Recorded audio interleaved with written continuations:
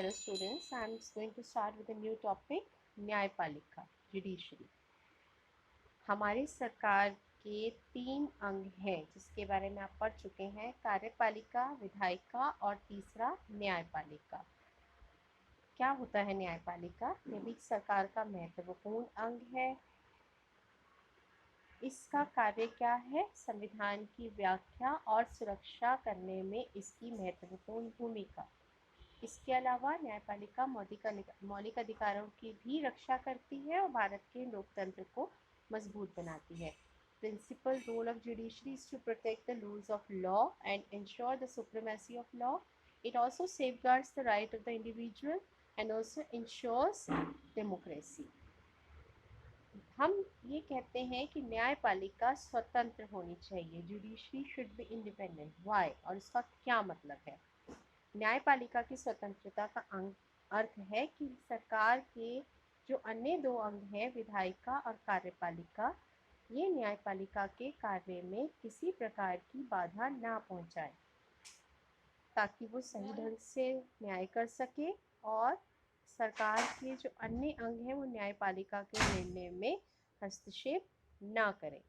That means other organs of the government like the executive and legislature, they should not restrain the functioning of judiciary. They should not interfere with the decision of the judiciary. न्यायाधीश को ये पूरी power मिल सके कि वो बिना भय या भेदभाव के अपना कार्य कर सके. न्यायपालिका की स्वतंत्रता का अर्थ यह भी नहीं है कि न्यायपालिका पूरी स्वेच्छाचारी है या उत्तरदायित्व का अभाव रखती है. ऐसा नहीं है. ये देश के संविधान, लोकतांत्रिक परंपरा और जनता के प्रति जवाबदेही है. Judiciary is a part of democratic political structure of the country and it is accountable to the constitution, to the democratic traditions and to the people of the country. अब हम बात करते हैं न्यायपालिका की विशेषताओं की. तो आपको इसके बारे में हमने पढ़ा था कि न्यायपालिका विधायिका या कार्यपालिका पर वित्तीय रूप से निर्भर नहीं है, यानी कि फाइनेंशियल पावर्स, फाइनेंशियल एस्पेक्ट में it is not dependent on executive और लेजिस्लेचर. संविधान के अनुसार न्यायाधीशों के वेतन और भत्ते के लिए विधायकों की स्वीकृति लेनी आवश्यकता नहीं होती है. जजेस को जो सैलरी मिलती है उसके लिए ये ज़रूरी नहीं है कि विधायकों की स्वीकृति ली जाए. न्यायाधीशों के कार्य और निर्णयों की व्यक्तिगत आलोचना नहीं की जा सकती है. अगर कोई न्यायालय की अवमानना का दोषी पाया जाता है तो न्यायपालिका उसे दंडित कर सकती है, चाहे वो कोई बड़ा लीडर हो, चाहे वो कोई भी हो. उसके लिए उसे दंडित किया जा सकता है. काउंसिल ऑफ मिनिस्टर्स इस प्रोसेस को अपॉइंट नहीं करते हैं, इसको इन्फ्लुएंस नहीं करते हैं. संसद न्यायाधीशों के आचरण पर तभी चर्चा कर सकती है जब उनको हटाने के प्रस्ताव पर विचार कर रही हो. तो ये आप लोगों को न्यायपालिका की विशेषता है. इसके बाद हम बात करते हैं न्यायाधीशों की नियुक्ति, जो न्यायपालिका की सबसे कठिन प्रक्रिया है. सर्वोच्च न्यायालय के मुख्य न्यायाधीश की नियुक्ति कौन करता है? President. President appoints the chief justice of the supreme court.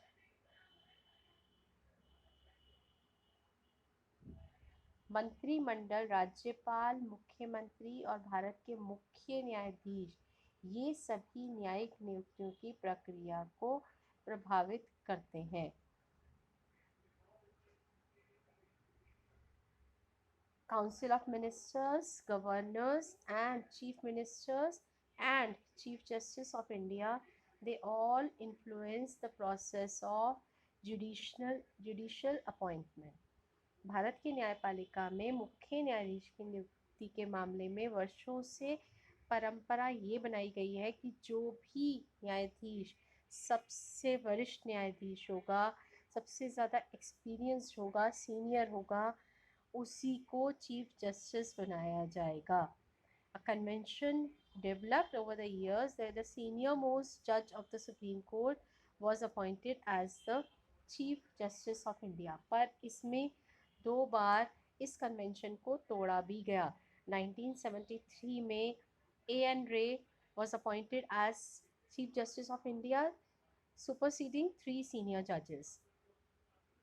3 वरिष्ठ न्यायाधीशों को छोड़कर मुख्य न्यायाधीश A.N. रे को बना दिया गया था। ऐसा ही 1975 में हुआ जब जस्टिस M.H. बेग को एक वरिष्ठ न्यायाधीश को पीछे छोड़ते हुए नियुक्त किया गया था। Justice H.R. खन्ना उनसे सीनियर थे, पर उनको छोड़कर M.H. बेग को अपॉइंट कर दिया गया था। तो ये 2 बार ऐसा हो चुका है इसमें हमारे देश में, जो इस कन्वेंशन को तोड़ा गया है। सर्वोच्च न्यायालय और उच्च न्यायालय के अन्य न्यायाधीशों की नियुक्ति राष्ट्रपति भारत के मुख्य न्यायाधीश की सलाह से करता है। Other judges of the Supreme Court and High Court are appointed by the President after consulting the Chief Justice of India. Final decisions in the matters of appointment rested with the Council of Ministers. बाकी जो सारे न्यायाधीशों की नियुक्ति की जाती है वो मंत्रिपरिषद के पास होती है। इसकी वास्तविक शक्ति मंत्रिपरिषद के पास होती है, वह नियुक्तियों को अंतिम रूप से आदेश देती है। बट मंत्रिपरिषद न्यायाधीशों की नियुक्ति तो कर सकती है, पर उसे पद से नहीं हटा सकती है। न्यायाधीश को अंतिम रूप से विधायिका के द्वारा ही हटाया जा सकता है, उससे ऐसे अलग से नहीं, अपने आप काउंसिल ऑफ मिनिस्टर्स से अलग से नहीं हटा सकते हैं। द रिमूवल ऑफ जजेस of the supreme court and high court is actually very difficult. Next topic में हम यही पढ़ेंगे कि इनको कैसे हटाया जा सकता है। भारत के सर्वोच्च न्यायालय और उच्च न्यायालय के न्यायाधीशों को कैसे हटाया जा सकता है। तो न्यायाधीशों को पद से हटाने की महाभियोग की प्रक्रिया भारत के राष्ट्रपति और उपराष्ट्रपति के समान है।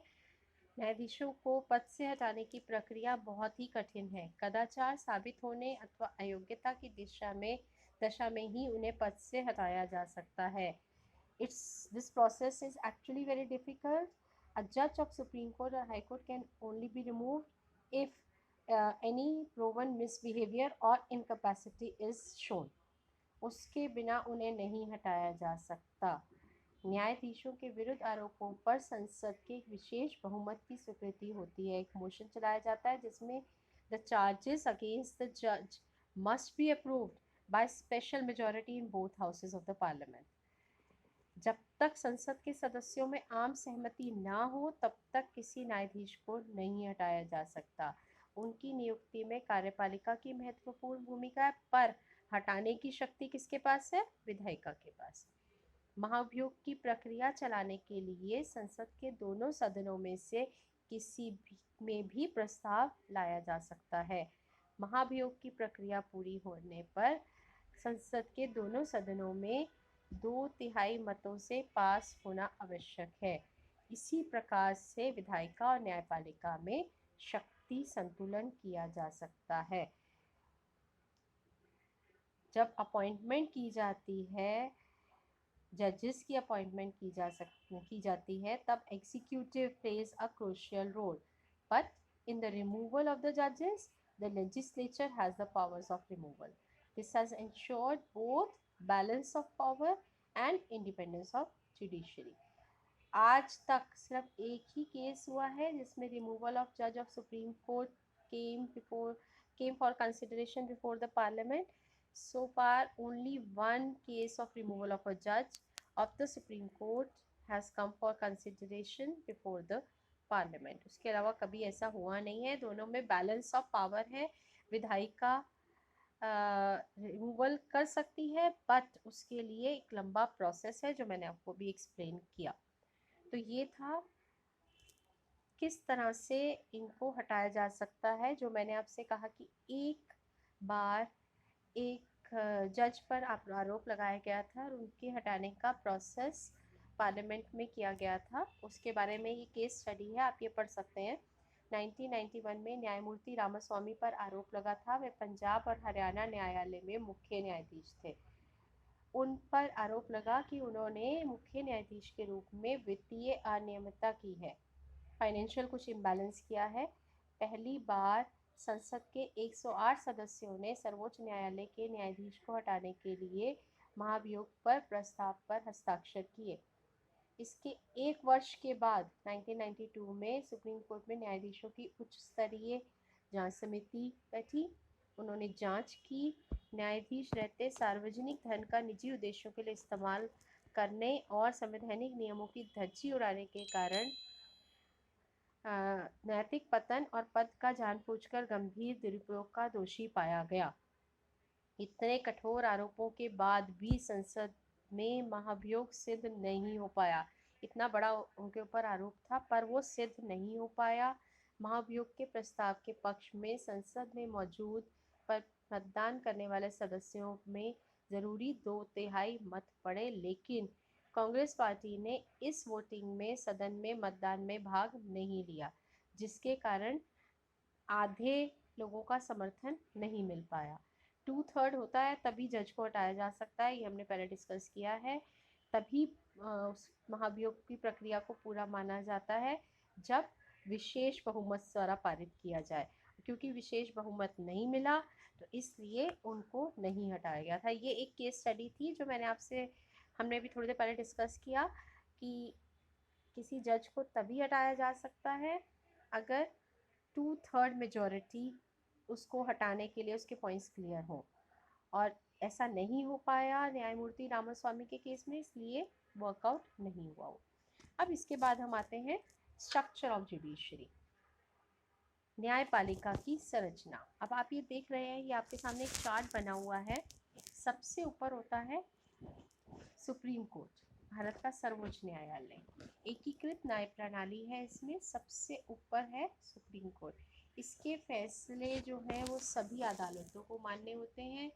यह उच्च न्यायालय के न्यायाधीशों का तबादला कर सकता है।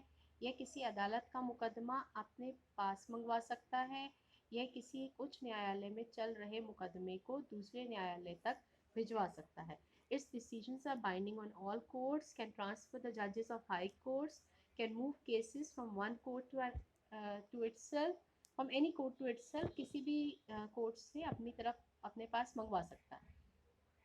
Can also transfer cases from one high court to another. इसके पास नेक्स्ट लेवल पर जो आता है वो है हाई कोर्ट।